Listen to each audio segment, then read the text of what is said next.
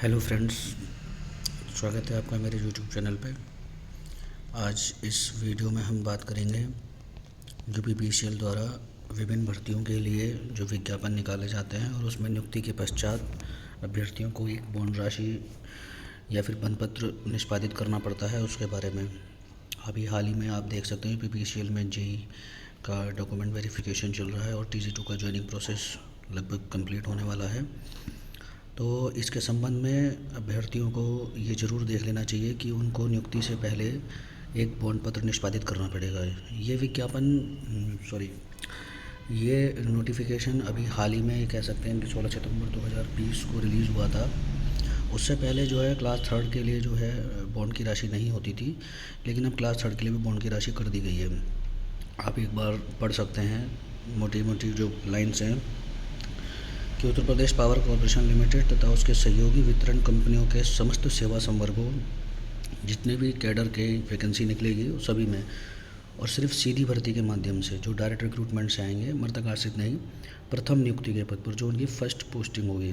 मान लीजिए कि अगर किसी की फर्स्ट पोस्टिंग होने के बाद प्रमोशन होता है, उसके लिए नहीं, सिर्फ फर्स्ट पोस्टिंग के टाइम पे पद पर नियुक्त होने वाले कार्मिकों की नियुक्ति हेतु निर्धारित सेवा शर्तों में बॉन्ड मनी जमा करने के रूप में सेवा अनुबंध पत्र निष्पादित किए जाने का अतिरिक्त प्राविधान सम्मिलित किया जाता है। सेवा अनुबंध पत्र निष्पादित किया जाएगा।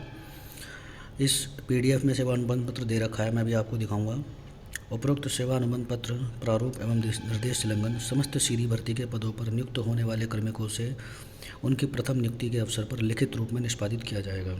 जब वो नियुक्त होंगे तो उनकी प्रथम नियुक्ति के अवसर पर उनसे लिखित रूप में निष्पादित किया जाएगा। एक एफिडेविट बनेगा इसके लिए।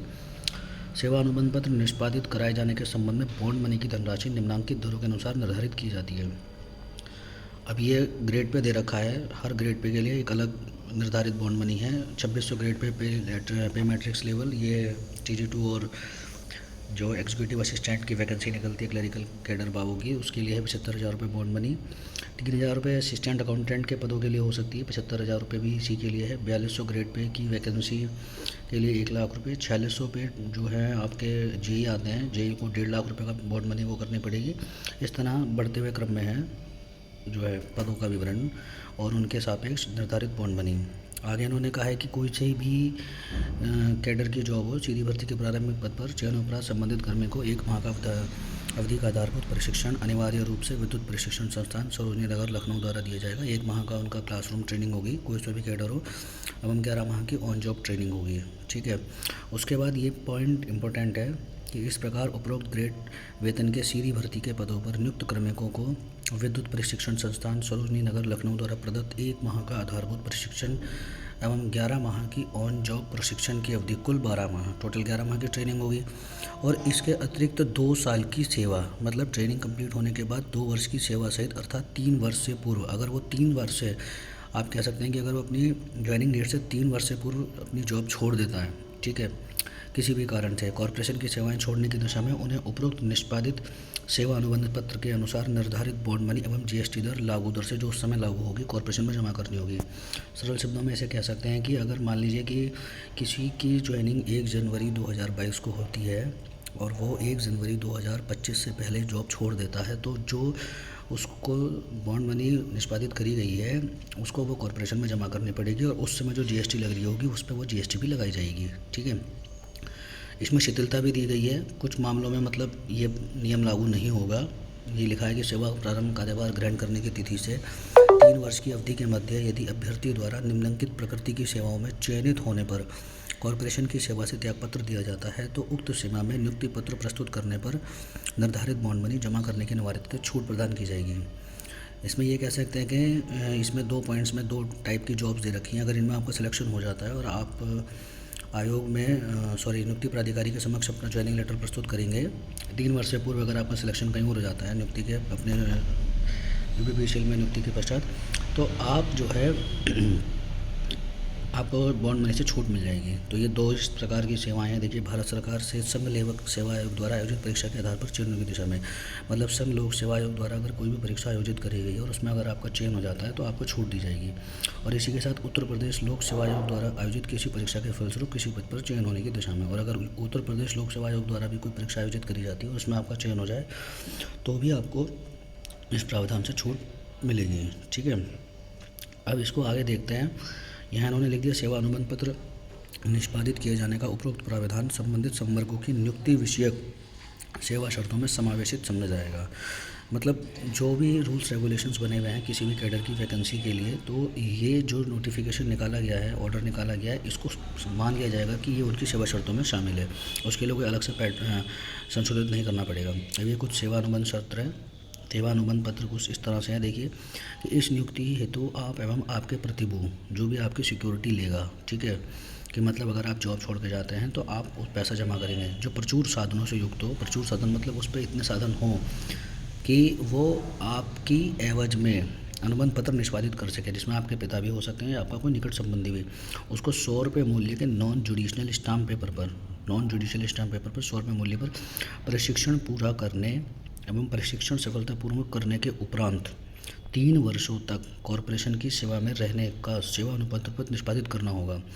ठीक है, आप एवं आपके प्रतिनिधि करेंगे कि आप जो है 3 वर्षों तक ट्रेनिंग एवं ट्रेनिंग के बाद 3 वर्षों तक जॉब में रहेंगे। इसका आपको 100 रुपये की नॉन जुडिशियल स्टाम्प पेपर पर निष्पादित करना होगा।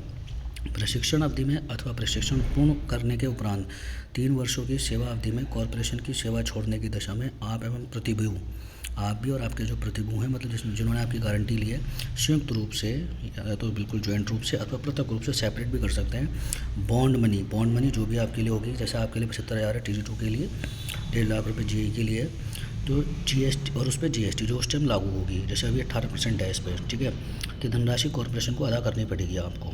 जो बॉन्ड में निष्पादित करेंगे, अगर आप 3 साल से पहले जॉब छोड़ के जाएंगे तो आप लगा सकते हैं कि सपोज़ करिए 1 लाख रुपये किसी के लिए है और उस पर 18% GST लगाएंगे तो 1,18,000 रुपये आपको पे करने पड़ेंगे, तभी आप जॉब छोड़ के जा सकते हैं। आपके प्रतिभू के पक्ष में राजस्व अधिकारी जो तहसीलदार के स्तर से कम न हो, प्राप्त हैसियत प्रमाण पत्र भी आपको निष्पादित पत्र के साथ कार्यभारण क्रियान्वयन करने के प्रस्तुत करने का आवश्यक होगा। मतलब जब आप मनपत्र निष्पादित करेंगे तो जो आपका प्रतिभू होगा, जो आपकी सिक्योरिटी ले रहा है कि हाँ भाई मैं ये पैसा जमा करूँगा, ठीक है, क्योंकि वो आप तो कर नहीं पाएंगे भाई, आपकी तो एक तरह से पहली फर्स्ट जॉब है, तो आपके पिता ही मान के चलिए कि इसमें एक चीज़ करेंगे, तो वो एक हैसियत प्रमाण पत्र भी बनवा के लाएंगे जो तहसीलदार के स्तर से कम का अधिकारी नहीं हो तो देखा जाए तो तहसील से ही बनेगा और तहसीलदार द्वारा ही इशू करा जाएगा। हैसियत प्रमाण पत्र ये कह सकते हैं कि हाँ भाई आपकी इतनी हैसियत है कि आप कम से कम जो बॉन्ड मनी है उसको तो आप जमा कर सकते हैं, ठीक है। फिर इसमें लिखा है कि उत्तर प्रदेश पावर कॉर्पोरेशन में प्रदेश के बाहर के नवनियुक्त, अगर कोई यूपी के बाहर का कैंडिडेट है और वो यूपी PCL में सिलेक्शन लेता है, तो उसकी जो बॉन्ड मनी है, उसकी जो धनराशि है, तो जो प्रतिभूति है, मतलब जो गारंटर है, उत्तर प्रदेश राज्य में उपलब्ध न होने की स्थिति में, अगर कोई भी मतलब उसको नहीं मिल पाता कि यूपी में उसकी कोई गारंटी ले सकता है, कोई उसका रिलेटिव नहीं रहता, तो इसका भी सॉल्यूशन इन्होंने दिया है कि यदि कोई अभ्यर्थी उत्तर प्रदेश राज्य का निवासी नहीं है तो वह एक नोटराइज्ड एफिडेविट नोटरी द्वारा प्रदत्त शपथ पत्र इस आशय के साथ प्रस्तुत कर दे कि उत्तर प्रदेश में प्रतिभू बनाए जा सकने वाला उसका कोई परिचित नहीं है। कि मतलब पहली बात तो वो एक एफिडेविट देगा और उसमें ये प्रमाणित करेगा कि भाई मेरे जो है उत्तर प्रदेश में ऐसा कोई रिश्तेदार नहीं है जो मेरी गारंटी ले सके इस बारे में, ठीक है। आगे लिखा है कि यदि किसी स्थिति में जब किसी अभ्यर्थी का कोई प्रतिभू नहीं बन पा रहा है, मतलब कोई गारंटर नहीं है या हैसियत प्रमाण पत्र वो नहीं बनवा पा रहा है तहसीलदार से, तो अभ्यर्थी को किसी राष्ट्रीयकृत बैंक से, किसी नेशनलाइज्ड बैंक से बॉन्ड मनी, जो उसकी बॉन्ड मनी होगी एवं उस पर जो GST होगी लागू दर से, जैसे वर्तमान में 18% है, को सम्मिलित करते हुए टोटल जो पैसा बनेगा यहाँ पे लिख लेंगे। जैसे 1 लाख का मैंने बताया था 18%, 1,18,000 हो गया कि सावधि जमा पत्र, मतलब एक फिक्स डिपॉजिट करवाएगा वो, और वो किसके पक्ष में करवाएगा, उत्तर प्रदेश कॉर्पोरेशन लिमिटेड के पक्ष में बनवाकर प्रशिक्षण पूरा करने के उपरांत 3 वर्षों की सेवा अवधि। अब यहाँ पे 3 वर्षों की सेवा का, ये सिर्फ उन लोगों के लिए है जो उत्तर प्रदेश के बाहर के निवासी हैं और UPPCL में उनकी जॉब लगती है। तो कुल मिलाकर 4 वर्षों के लिए कॉरपोरेशन में बंधक रखनी पड़ेगी, मतलब वो कॉरपोरेशन में से बंधक रखेगा। ये कॉरपोरेशन अगर आप जॉब छोड़ के जाते हैं तो वो उस पर अपना अधिकार कर लेगा, वरना आपको ये मिल जाएगी। के बाद हैसियत प्रमाण पत्र की आवश्यकता नहीं होगी, फिर आपको हैसियत प्रमाण पत्र बनवाने की आवश्यकता नहीं है। सिर्फ उन लोगों के लिए है जो उत्तर प्रदेश के बाहर के कैंडिडेट हैं। अभी इन्होंने कुछ निर्देश दे रखे हैं बंद पत्र बनवाने के, देख सकते हैं। मुझे बहुत कन्फ्यूज़न आएगा कि किस तरह से बनवाया जाए। कि बंद पत्र जो है वो 100 रुपये के स्टाम्प पेपर पर टंकित किया जाए, मतलब 100 रुपये के स्टाम्प पेपर पर बनाया जाए। यदि 100 रुपये के स्टाम्प पेपर एक पन्ने शीट में उपलब्ध ना हो, मतलब अगर 100 रुपये का स्टाम्प पेपर किसी जगह आप बनवा रहे हैं तहसील में और वहाँ पर एक पन्ने में उपलब्ध ना हो, तो ऐसी दशा में 2 या 3 शीट्स पर उसे बनवा सकते हो जो भी कम मूल्य के हों, परंतु उनके मूल्य का कुल योग 100 रुपये के प्रयोग में रह सकता है। मतलब 2 में बनवाया, 50 रुपये के 2 स्टाम्प पेपर बनवा लिए, या फिर ऐसा कर लिया कि एक 50 का हो गया, एक 30 का हो गया और एक 20 का हो गया, कुछ इस तरह से बनवा सकते हैं। 30 का हो गया, 20 का हो गया, या 50-50 के, कुछ इस तरह से करके मतलब जो भी शीट्स बनेंगे टोटल 100 रुपीज़ की होनी चाहिए, ठीक है। और प्रतिभूति दोनों को, और प्रतिभूति मतलब यहाँ पे कैंडिडेट आ जाएगा, कैंडिडेट और प्रतिभूति दोनों को कोरे पन्ने शीट से अतिथि को जो बंद पत्र के प्रत्येक पृष्ठ पर हस्ताक्षर करने चाहिए। मतलब जो उसका गारंटर होगा, जो कैंडिडेट होगा, दोनों हस्ताक्षर करेंगे शीट्स पे जो बंद पत्र की है।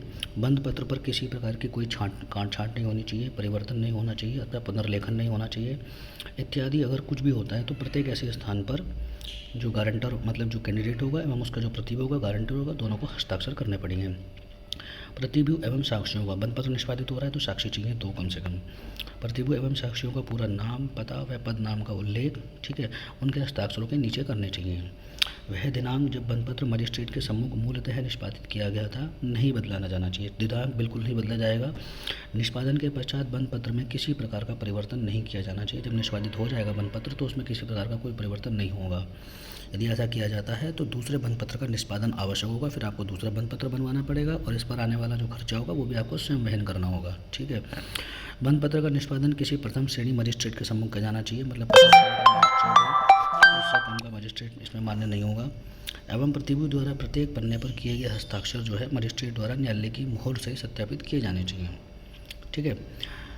अब यहाँ लिखा है कि जो प्रतिभूति है और जो वो कैंडिडेट है द्वारा हस्ताक्षर करने की तिथि तथा मजिस्ट्रेट द्वारा सत्यापित करने की तिथि एक ही होनी चाहिए, ठीक है। जो जिस डेट पर आपने हस्ताक्षर करें, जो मजिस्ट्रेट करेगा सत्यापित, वो दोनों एक ही डेट होनी चाहिए, यानी कि आगे पीछे की हो, नहीं तो माना नहीं जाएगा।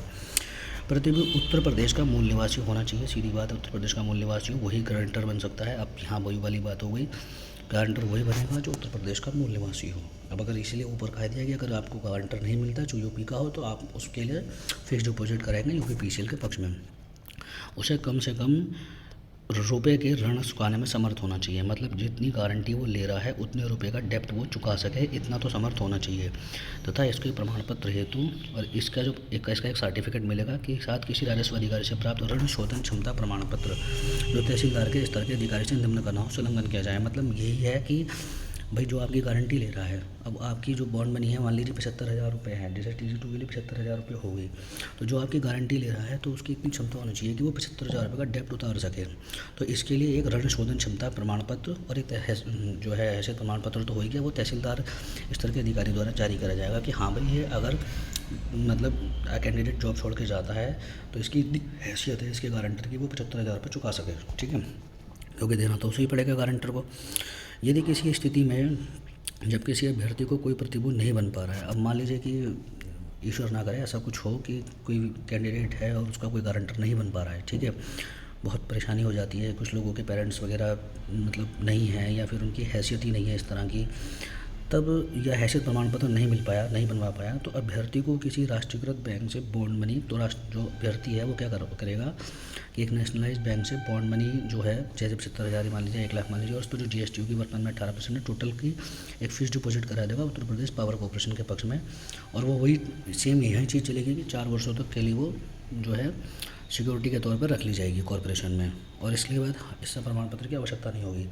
मतलब यहाँ एक छूट उन अभ्यर्थियों को भी दी गई है कि अगर कोई किसी वजह से उसका गारंटर नहीं मिल पा रहा है, भले ही वो यूपी का निवासी हो, उसके पेरेंट्स नहीं है, फैमिली नहीं है, सपोज़ करिए कोई रिलेटिव्स नहीं है, और इसके अलावा जो है हैसियत प्रमाण पत्र फिर उसे मिल भी नहीं पाएगा, तो इसी स्थिति में वो कॉर्पोरेशन के पक्ष में एक फिक्स डिपॉजिट करा सकता है उतनी बॉन्ड मनी प्लस 18% की राशि की जो 4 वर्षों तक उनके पास रहेगी, बाद में आपको मिल जाएगी।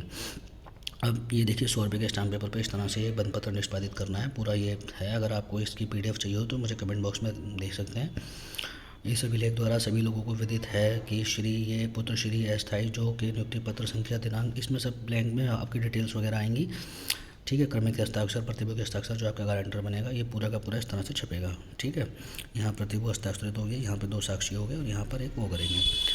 तो फ्रेंड्स आप देख सकते हैं कि यूपी पीसीएल में अब गारंटर बनाया जाना ज़रूरी है क्योंकि बॉन्ड पत्र निष्पादित हो रहा है, तो इसके लिए आप तैयार रहिएगा, स्पेशली जो TG2 हैं जो अब आने वाले हैं, क्योंकि उनको ये बॉन्ड पत्र निष्पादित करना ज़रूरी होगा। अब देखने वाली बात है कि क्या ये बॉन्ड पत्र उनसे लोक सेवा आयोग में ही करवा लिया गया है या फिर वो जब अपने डिविजन्स में पहुंचेंगे ज्वाइनिंग देने के लिए वहाँ उनसे करवाया जाएगा। जैसा भी आप कमेंट बॉक्स में बताइएगा, और कोई प्रॉब्लम है तो आप कमेंट कर सकते हैं, इसका सॉल्यूशन आपको दिया जाएगा। Thank you so much.